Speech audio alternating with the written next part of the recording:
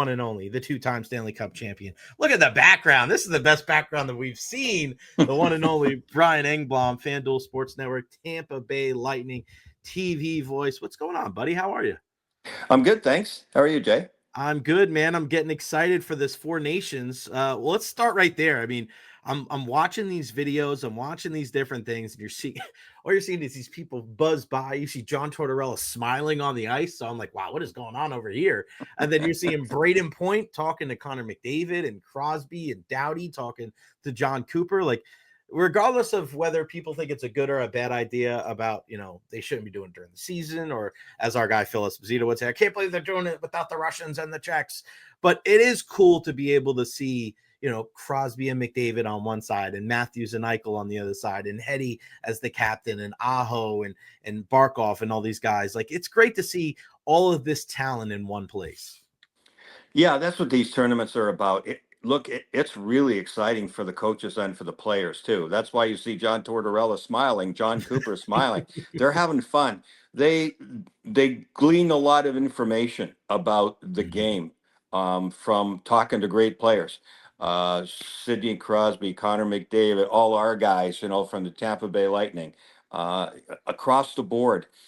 All the players in particular just sitting in the room with some of the guys that they have great respect for, and just watch them, how they handle themselves, how they conduct themselves, what it's really like to play with them out there on the ice. When you're against them, it's one thing, but you really get to pick up some things, even in a fairly short space of time of playing with other great players.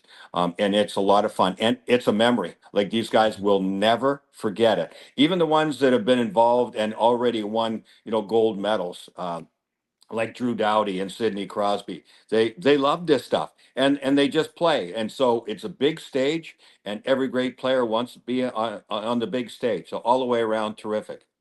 Brian, a couple of years ago, you and I sat in the Lightning press box, and all we did for about 10 minutes is watch Connor McDavid highlights, because you were telling me about just the way he would move his hands. And it's just, he's on another level. And now, he is going to be the face of Team Canada here. He's the clear-cut best player in the world.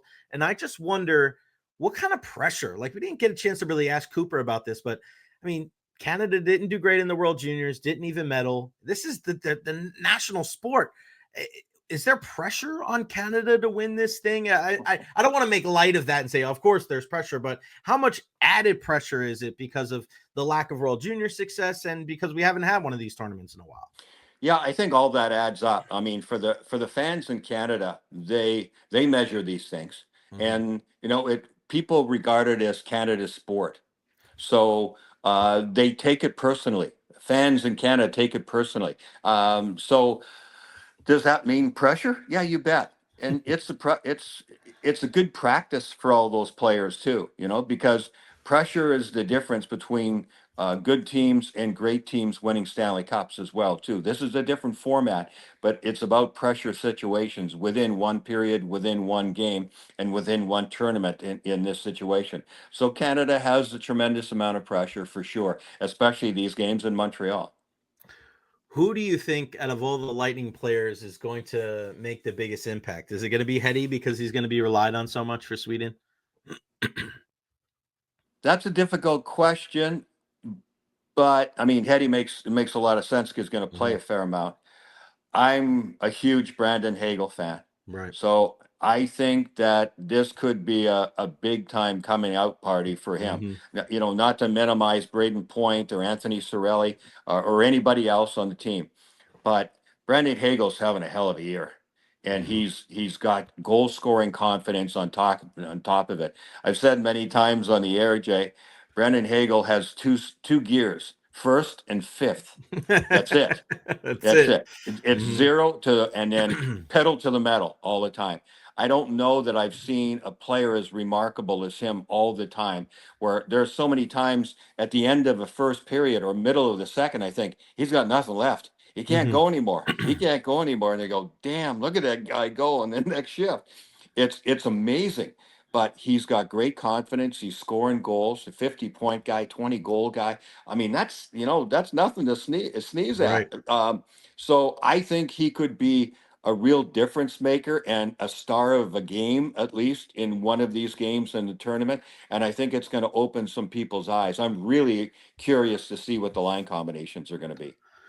Yeah, I mean, he's probably going to be a third, fourth line guy, but still, like, he's going to be out there. He's in that matchup line. They're going to play with Cirelli. I think I saw they were out there maybe with Sam Bennett. I mean, that's a heck of a shutdown line if it's going to be Bennett, Yeah, Cirelli, and I Hagel. didn't see the line combinations, to be honest with you, Jay. I Yeah, haven't looked yet, so I don't know.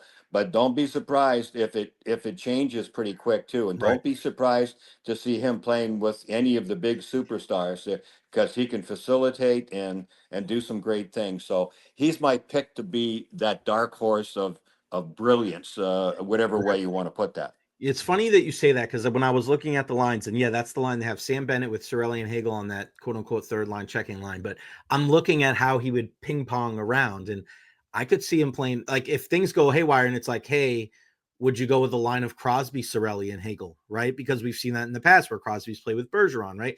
Do you put Hagel maybe on a line with McKinnon and McDavid? Like, all right, well, these guys are going Yep, to fly all over the place, and here you do a little bit of the gritty work. Brian, I right. remember when Brandon Hagel first got traded to the Lightning, and we were in our usual room that we interview the guys after morning skate when we wait for Jon Cooper. And I don't think I've ever seen a player, and I've been covering sports for over a decade now. I don't think I've ever seen a player look as frazzled from going from one team to the next. He had no idea he was going to be traded. He didn't even know how to properly answer the questions. And that's not a knock on him. He was blindsided about this whole thing. And Right. everybody was asking about hockey questions. He's like, I don't even know where to get groceries. Like he was just like, Right.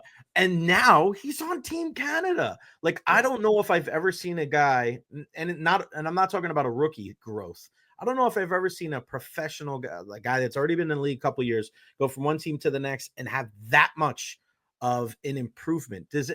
Have you ever seen a guy? Is there anybody comparable to him? I know it's tough to say here right on the show, but it's just so crazy how he went from a guy that was like, all right, he's going to be on a more checking role. He's going to be probably a 40-goal scorer this year. It's Yeah, I amazing. know. That's a tough one, Jay. Off the top of my head, Yeah, nobody really, springs to mind. I'd have to think about right. it for a while, but it's a remarkable thing. Timing was everything. The Mhm. Lightning saw a guy that was just starting to develop and made the trade at the right time. And I'm sure Chicago regrets that one right now. That happens, right? You Right. make deals for different reasons, and this one was an A++ for the Lightning. And you gave up a couple of first round picks and Radish or yeah, Taylor Radish. And it's just like sometimes you got to make these deals, right? I mean, Yeah, it sucks not having these draft picks, but those draft picks don't work out. I'd rather be sure of a guy I know in Brandon Hagel than have these draft picks where it's kind of a right. 50-50 How, chance because the Lightning how you draft late in the first round. how you get measured on these, Jay? Like most deals, but especially for teams that are good, borderline, top level. They're making trades, and look what the Lightning have done, in their cup years, and then also going to the finals and losing in the finals another time. That's 3 straight years of getting it right. Mhm. So over the years, I've heard this so many times, and yeah, you're giving up draft picks. So it's a gamble for sure. But Oh, I think I lost you, Brian. Brian, did I lose your buddy?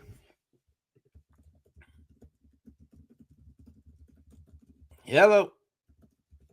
Let me see if somebody probably called him. See, it was the thing that happens sometimes. Hold on. I'm gonna try to get him out and back in. We're gonna kick him. Uh, kick him out. All right, I'm gonna text him, tell him to go back in. Go back in. You got booted back. Come back in. Okay, again. We'll get Brian back on here. What a good chat, though, with the great Brian Engblom, two-time Stanley Cup champion, FanDuel Sports Network. Brandon Hagel, how good has he been with this team? It's just amazing to see a guy that has joined up with the club and you just didn't know what you were expecting from him. There we go. You're back. Sorry about that, buddy. I don't know what happened. Yeah, sorry. No, that was on my end. The wife was calling me, and I just tried to click it off, and everything went off. It's all right. Gabby actually did the same thing from her hotel room last week too, so it's not just you. But yeah, we were just talking about Brandon Hagel, and just it's amazing how Right. good that guy's been. Yeah. And the fact that, and we're also relating it to deals that Mhm. Julian Breezeball and Oh the yeah, yeah. management have had over the last couple of years, et cetera, and the cup wins. That when you win the cup, people after the fact say, okay, well, yeah, they won the cup, but oh, now they don't have any first round picks. Come on. Come on. First round picks, even if there have been number one picks overall who've been duds. I'm Right. all for the draft. I mean, you have to replenish. I get that. But don't ever even bring that up when a team wins, especially two in a row and goes to the finals the third year. Take that argument and shove it because they've already proven to you they were right. So don't Right. come back later on. Of course, you pay a price for it. And yes, they have to get some, you make some trades, you try to get some picks back, but you also have to have, it just shows you how good your scouting staff has to be and your Mhm. management has to be. And over the years, man, there have been a lot of teams who've had lousy staffs and had number one picks, sorry, first round picks year after year after year. And where are they? From the bottom to mediocre and then Right. back to the bottom again. Like it's amazing. So they just constantly have a problem. So, like I said, that argument doesn't fly with me at all, not for a second. Yeah, it's funny because I have a buddy that does morning radio in Detroit, and he's always checking in because of the Iserman, right? The Iser plan. He's like, Jay, tell me what you see from an outside voice, his outside Yeah, eyes. How come they're not developing? And I go, there's one name that you guys don't have, even though you have Steve Yzerman. That's Al Murray. I mean, Al Murray put that Kings team together, getting all those guys, and they won those cups. And he came right. here and did the same thing. Like Al Murray, it's not just the GM; it's these scouting directors, these teams that go out there and they're able to go, that's the guy we need to draft. We're Right. gonna find a Kucherov. We're gonna find a Palat. We're gonna, hey, all right, not everybody's just lining up to draft goalies in the first round, but they drafted Right. Andrei Vasilevsky, right? So like, that's the thing. It's the scouting that takes, and then of course you need a head coach that is when you get up here is going to put your guys in a position to succeed. And Jon Cooper's fascinating to me because one of my favorite books is 3 Nights in August by Tony La Russa, the Hall of Fame baseball manager. And he says that every coach is either like a master tactician, a riverboat gambler, or a master psychologist, right? And I think out of all the three, like I don't look at Jon Cooper as maybe a tactician or a gambler. I think he's the psychologist, that lawyer background. Do you think, and he's the motivator, the ultimate motivator to get these guys to continue to go back and battle? Because he's not like one of these other guys that can bank on his experience from his playing days. Like if you're going against like Craig Berube, for example, right? Like Berube is going to be like, yeah, remember when I was in the Stanley Cup final? We lost, but I was battling my ass off out there. And he's going to be able to relate to players in that way. I think Coop does it in such a unique way where he personalizes it. He motivates these guys in different ways. He knows when to push, he knows when to pull. Do you think in such a short tournament like this that helps him or hurts him because of the way he coaches? No, I think it helps.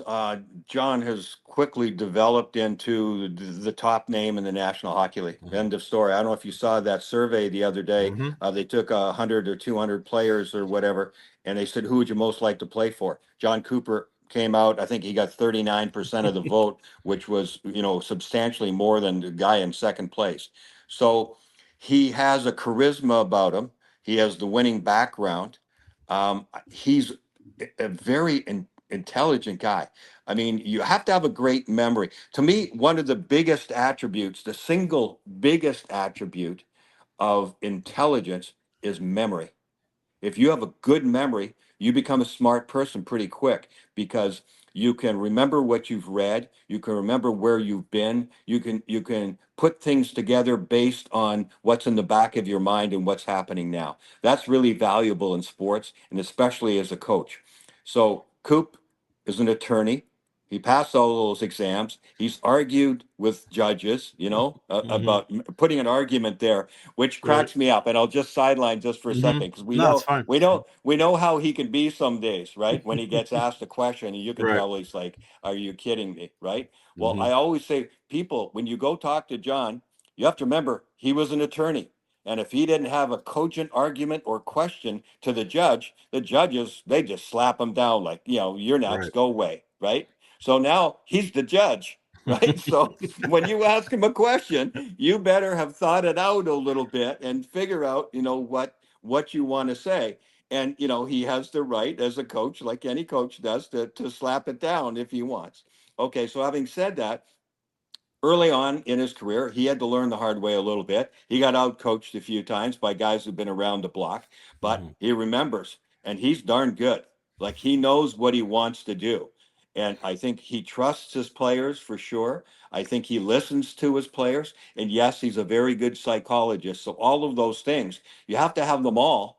Whatever your biggest strength is, I would agree with you. I think probably the psychology part of it is probably in front of the strategy, but not by much anymore. Mhm. And so I think that's one of the reasons why he's a great coach.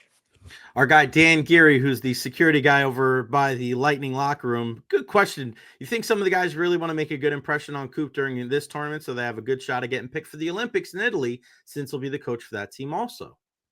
Yeah, absolutely. Mhm. There's no doubt about that. The Olympics are big. Like, this tournament is great. It's prestige. It's whatever. The Olympics are a whole nother level, right? An Olympic gold medal, an Olympic medal of any kind.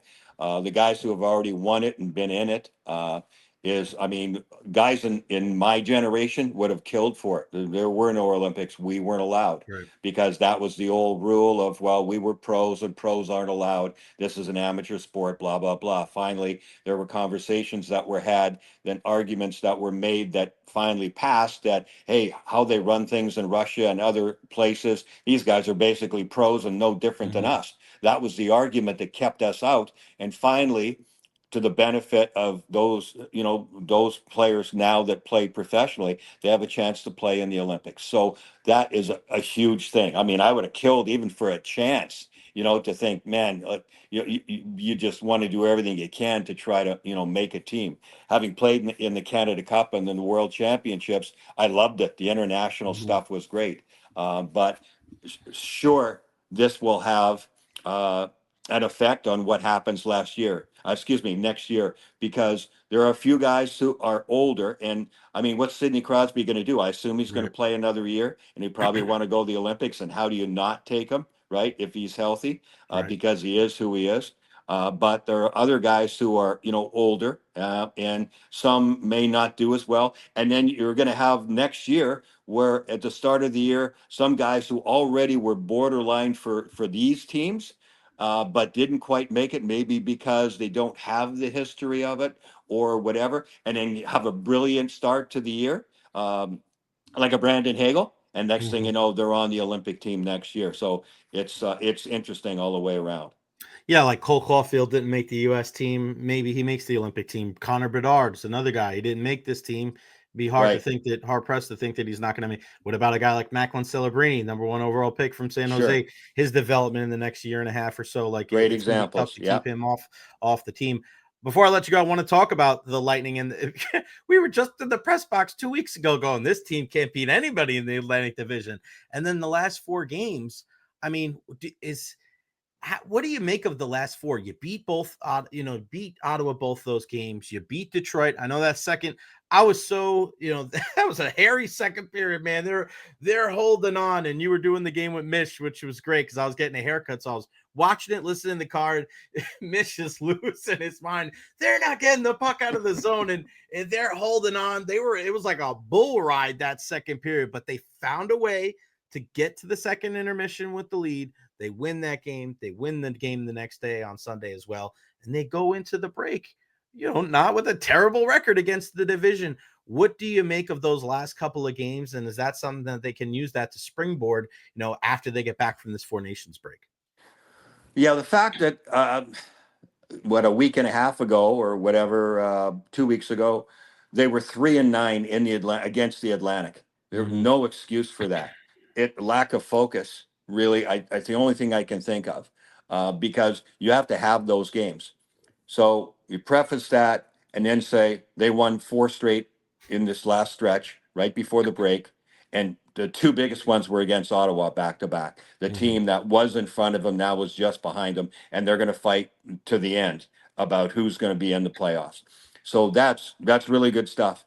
Was it pretty? No, nobody's, there's going to be no oil painting about either any one of these four games, Mhm. but the overall picture is pretty nice. You can put that on the wall because it's 4-0, right? And that's the opposite of what was happening from Coop. We must have heard him for what, Jay, 8, 9 games where you go, I actually kind of like our game. Yeah. I like our game, but we're not scoring at the right time.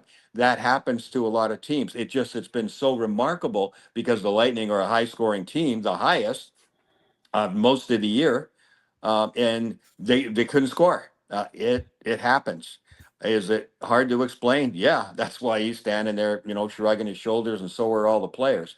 But then they start to score a few goals at the right time. They find a way. Vasilevsky, makes gigantic saves. That was the first time he played back to back since late December of 2022. Jeez. So, goalies just don't play back to back anymore. But Mhm. for obvious reasons, with a 2 week break, I'm sure they went, Vassy, do you have, any aches and pains that we have to know about? If you got a bad back or a sore groin or whatever, we won't do this. But otherwise, yeah, we want you to play. And Vassy play anytime. Right. So it made a lot of sense. And he was brilliant. It's always about, yeah, the bottom line is how many, but when you Mhm. make the saves. And he was absolutely brilliant at that because there were times where Detroit, who's a good up and coming team too, I Mhm. don't see them as good as Ottawa yet, but that doesn't mean they can't take a step forward. Look, coming out of this break, 2 weeks off. This is a whole nother reset. So teams that were playing horse bleep before are Mhm. glad, and all the players that are injured, it's great. A reset. Look at Kucherov didn't play, right? This is a Right. godsend for the Lightning because you Right. want that guy as much as anybody. He and Vassy probably right there at the top as far as important people. So that is all good. And for teams that were playing really well, which is the Lightning, you kind of go, okay, guys, hope you did your work. Hope you didn't Mhm. take all 2 weeks off. And then even if you are in decent shape, it's like the start of the year. Okay, some teams start really well and others don't. Well, there's no racetrack left here. I mean, you've got to go right into top gear right away because it's going to be a fight in the Atlantic Division. And the good thing is I know their top players like Vasilevsky looks after himself so Right. well, and so does Nikita Kucherov. So those are the guy, and the other guy top players are playing. So Mhm. they'll just maintain the momentum, and it's going to be really interesting. And just as I'm mentioning Vasilevsky, one more point, Jay, about the Four Nations tournament. It's all about goaltending. Believe me. I mean, Yeah. you can have these teams are all good, and yeah, they're going to make plays. You're going to see some dazzling stuff. It's all about goaltending. See, Coop hasn't mentioned who's going to start yet because that's the big thing. And everybody looking at Canada's going, is their goaltending as good as the rest? Well, you only need one guy, and he needs to be hot. I played in the Canada Cup in '81. We got all the way to the finals against the Russians, who were great. We were the two best teams. We had a horrible start to the game. Mike Liu, and I'm not blaming it all on Mike, but he was not very good. We lost Mhm. 8-1 Oof. in the final game because you know what? The last 4 goals or so were pretty much Right. academic. Yeah. Guys just went, okay, we're done. We're not coming back from 3 or 4 goals down against a Russian team. And this was at the beginning of the year. It was in September, right, when the Canada Cups and became the World Cup. So Mhm. it's same thing. But goaltending, goaltending, goaltending. Mike had a poor start to the game, and we just went okay, and then we couldn't get it going. We had some chances, didn't score. It was academic after that. Right. Goaltending, goaltending, goaltending, and goaltending. Those are the keys, and then the rest will take care of itself. So who's gonna win the Four Nations? I don't know. That's got to be the I if it's think goaltending, you got to go like to yeah, me I because gotta go U.S. you I got to gotta right. I mean, I I gotta think go they have the U.S. two. I think they have the two Hellebuck will best be the guy. goalies. Yeah. Yeah, Yeah. Hellebuck will be the guy, and you have 3 goalies on each team. But I mean, how much can you jack around with the goaltending? You only No, have you're a not. couple of games, and you have to win them all. So it's gut instinct from the coaching staff. They confer, and then that guy gets the first chance, and then maybe do you play one other guy, and then you go, okay, which one do you like better? Who was blah blah blah, Hmm. whatever. What have they done lately? And then that's it. Then you ride the horse to the finish line. Yeah, because sometimes if you have two goalies, you have no goalie. That's the problem. Exactly. Yeah, exactly. I mean, and when when when you win in those situations, and though there was a number one goal, even go back to our tournaments back in the 80s or Mhm. whatever, we played against Tretiak, in for Russia. Yeah, you kind of knew who was going to be in goal. It was Tretiak. Yeah. And so yeah, you have that right. It's very different now. There are so many good goaltenders. Some are known as good pressure, one-time situation goalies. But I'd have to say, yeah, based on what I've seen and whatever, I'd say Hellebuck is the guy, and so I'd give the U.S. an inside edge. They got great defense too. It's really mobile. So there you go. The great Brian Engblom, two-time Stanley Cup champion, FanDuel Sports Network TV analyst for our Tampa Bay Lightning. Brian, I appreciate your time, my friend. Enjoy the next couple of weeks off. Get out there on the links and hit some golf balls or something. Just get out there and get away a little bit. Why don't you? That's exactly what I'm doing. I'm hanging up and I'm going right to the range. I enjoy it. For me, it's like going to the rink down the street when I was a Nice. kid. Drop my books off after school, go right down the rink, put my skates on, skate around for an hour or two. That's what I do. I go to the range and hit balls. I love it. I'm going right now, Jay. Take Sounds care, good, buddy. partner. Thanks, buddy. Talk soon. Yep. All right, man.